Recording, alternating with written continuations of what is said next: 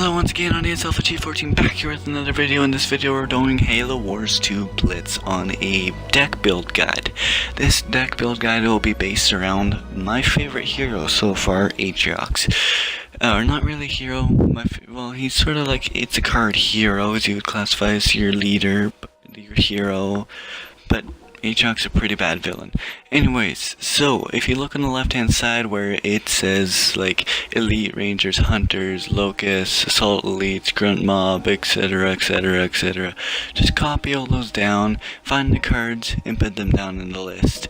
I do not know if you would have them all, but usually what you just try to aim for is about half ground units, half vehicle units, and that have a lot of rush and a lot of shield, and you just want to make them a tank. Pretty much this deck is good for 2v2s and a 3v3 type of situation, and he's a really strong unit who's aggressively helps aggressively. Anyways guys, I'm gonna hop into a game. I will see you guys there. I'm gonna cut the whole loading screen and everything. Anyways, see you guys on the battlefield. Okay, so here we are. I got Atriox's, as I call it, the vehicle starter. There's a reason why I have the vehicle starter, and there's a few reasons why I have the cards selected, which will be explained throughout the later on in this gameplay. So, the Marauder, or I think that's what the Marauder is on the bottom. Yeah, the Marauder, he was not meant to go there, he's meant to get this energy supplies. The Marauder's meant to go get the energy supply. The two Banshees are meant to get two bases to start collecting points. Pretty much the basic around this deck is to rush the game as fast as you can with the strongest power. You're a slow person who doesn't gain much energy, which is why you do not 1v1 with this deck. You only 2v2 or 3v3. And you really you're just a tank who just gains points. You just going along, just destroying people, killing armies, dealing damage, and just getting the zones to gain points. The other people will get the energy and get their guys out. Of course, you'll go for energy here and there. And if you haven't noticed, I'm lagging a tad bit in this game, but it wasn't too bad. At some points it did distract me. You'll even notice that I don't even pay attention to A, only B and C. And the reason being is because B and C are rated above each other pretty much, and the Banshees with the starting moves are able to obtain those two really quickly, and it's a good strong hold place for this deck.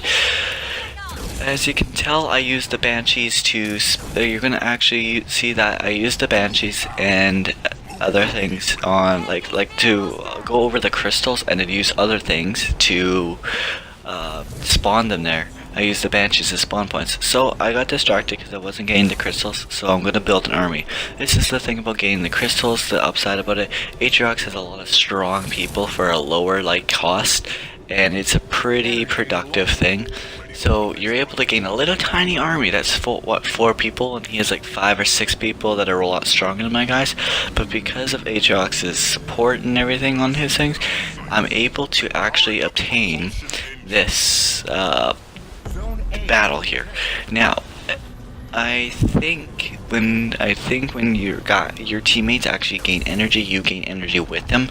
So that's another reason why you don't have to that's why you don't do it in 1v1s, you do it in 2v2s, so this way you actually work on not worrying so much about energy, you're just worried about destroying. You're the tank of the game pretty much. You're the slow guy but the strong guy. So as you can see, I pulled out those guys over there, and I put a Banshee up there, and now I'm spawning up a Grunt Mob. Now the Grunt Mob's gonna go across, and I accidentally screwed that up and put them backwards, and I meant to put them that way, and then my Banshee ended up falling. But I started lagging there, but I got my Grunt Mob out, and I'm getting behind them. So I'm going to place out my Locust here to apply pressure. That gets dropped, so they start attacking that, and it's just like, okay.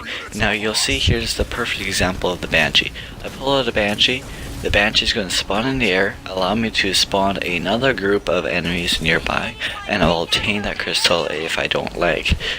And of course I lag a bit, but as you can see, we just won that battle. Now we are 3 capping, and from here on out we just literally just 200 of them. We 200 of them. It was an easy win. So in conclusion to this deck, it's a tank deck. It's a slow deck, but it's a tank deck. And if you enjoy a slow tank deck, this is definitely the deck for you. and it's not good for 1v1s, it's great for 2v2s as you can see, and it works tremendous in 3v3s, as 3v3s is chaotic. Anyways guys, I hope you enjoyed the video. If you did enjoy the video, please leave a thumbs up, I'd really appreciate it, and it'd be a big support to me, and it'll let me know that you guys like these Halo War 2 videos, and I'll keep coming out with them. And tell me in the comments below, are you enjoying the Blitz game mode? Are you enjoying the Halo Wars 2 beta? And if you're making this deck and you play it, leave in the comments, how did this work out for you, or how do you like my standards on this deck? How do you think I did on this deck? This is my very first deck, like creative deck. Anyways guys, that's all, and if you haven't done so guys, or if you're new to the channel, I'd really appreciate it if you guys subscribe. See you guys in the next video, have a great day.